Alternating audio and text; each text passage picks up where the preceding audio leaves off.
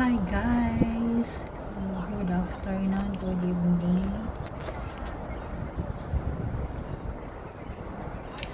I'm your Ate Waray Hilda. Ayan, gayot natin guys. So hindi natin alam kung ano ang atin na mapupuntan sa ating day off. So ayan guys, duman ako ng park.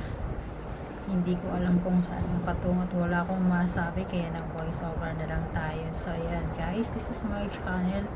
I hope that we can see in my channel. Please like, comment, and subscribe. This is the Mifu Hong Kong. So ayan guys, so hope to see you in my next vlog. And this is Waray Ate Hilda ng from Thank you guys for watching. Please comment and subscribe.